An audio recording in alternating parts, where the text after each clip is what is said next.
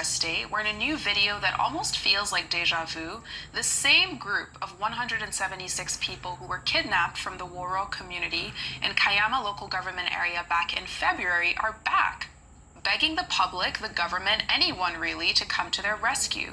Now in this clip, different women plead to be rescued in a range of languages, including English and Hausa, but let's take a look. Sisters and brothers, we are here today. We are those that in fact from Woro, Kayama local government. On February 3, now we are in April 8. Please, we are begging you. This is our last opportunity that they gave us. We have small children with us, and we have some people with pregnancy. Please assist. So those who are here, some people with anemia, that sickness of blood, please help us. We are begging you. This is our last opportunity that we have done everything, and they are not beating us. They are not. They give us food and place. Water, everything is available. But we are still begging you, please, we beg you. Please, this is our last opportunity. Now, over 2 months, like she said, have gone by since they've been held in captivity, with no statement from the governor, Abdul Rahman Abdul Razak, on this latest video or on any update really regarding this group of people. When the attack happened, the state government did say that it was working with security agencies and stakeholders to rescue the victims.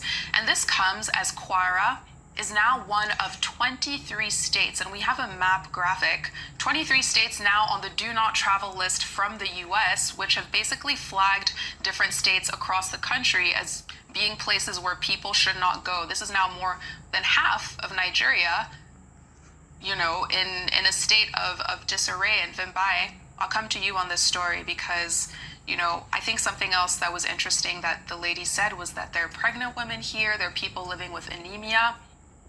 What are they supposed to do? Yeah. And she also said that they're being given food and water, and which speaks to a point that we raise often, which is around the war economy. The war economy has different facets to it. But in this instance, you know, we've often said go after the financiers of these terrorists, go after, you know, the people who are backing them. But these terrorists have also morphed now to a point where they are now using banditry, kidnapping as ways to finance themselves, which goes to show you that the traditional ways of them raising cash have now become more difficult. So now you have this instance where there's this group of 176 people in Kwara State. Because we've created a culture of whether we do it overtly or covertly, negotiating with bandits, paying ransom, these people are now on ice. Their lives have been put on pause because these bandits have created an they've gained an understanding that, well, if pattern and history is anything to go by, the money will drop from somewhere, somehow. And that's why they now drop all this horrible propaganda. They allow them to record these videos because they are using these innocent women, children, young people amongst them for their own personal gain to try and fundraise for these for the evil work that they're doing. So this cycle exists. It is well documented. There are experts who've done extensive research in this area. So when we speak about, oh, you know, intelligence and so forth, mind you, the American army that's here on the ground, they're still doing intelligence and reconnaissance flights with the information is readily available. So we ask ourselves, at what point will there be the political will to start to tackle these things? Part of these problems, this is why we continue to harp on about rehabilitation and so forth, because it's a slap on the wrist. Because people who go and perpetuate these types of crimes, 176 people, I mean, first of all, how do you even move 176 people from one location to the next and you claim that they were totally undetected?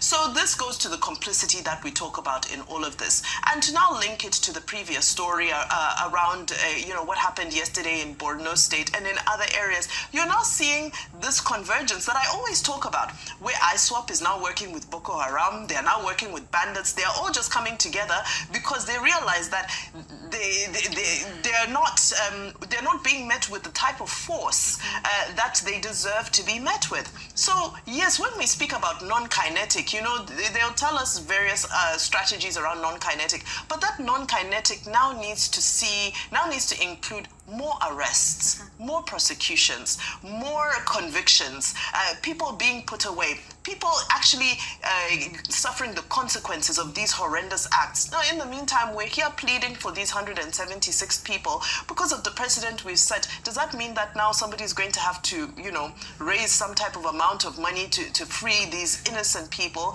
so that they can come back and rejoin society? Which society are they rejoining? What's the state of Woro right now? You see this attack on Beni Sheikh. There was a similar one in Polka as well, which is close to the area. And Polka is where people who were attacked in Goshe, they ran away to Polka. So you can see that there's almost no reprieve. There's no place to run to. And it's terribly unfair. So at this point, I'm even beyond the judicial system. I like the statement by the Minister of Defense, retired General Christopher Musa. He said, when you see these people, just shoot them on sight. Please don't even arrest them. Just shoot them and free our people and bring them home. Oh, let's arrest it. It's even just shoot on sight so that these people can be freed. Absolutely. No. He said the soldiers in the front line, when they do see when they see the enemy, they should shoot on sight. The soldiers specifically. So that's what I'm saying, is that instruction issued to the soldiers, that when it comes to these people, let's stop apprehending. Shoot on sight. I'm behind that. Since you mentioned Goshe, there's a report in the Punch this morning that Boko Haram, a faction of Boko Haram, recently released a video showing 416 abducted victims, where they were asking from Goshe, Borno State, that are still in captivity. And the same, like you were talking about the war economy, the same MO, they put out a video asking that these people are still in captivity, come and rescue them. In Borno State, 416. In Kwara State, 176. In Kaduna State, early 31 people are still in captivity. So we're just looking at numbers that we can't really ascertain the thousands of people still currently in captivity. In the same way, if you're talking about 176 people moving by, how can you have 416 people in captivity and you're saying that we don't know where they are? That's a whole community of people. That's a whole village of people in captivity, and we're saying we don't know where they are. So this morning is quite sad. Let me just put it plainly. The security situation is quite sad.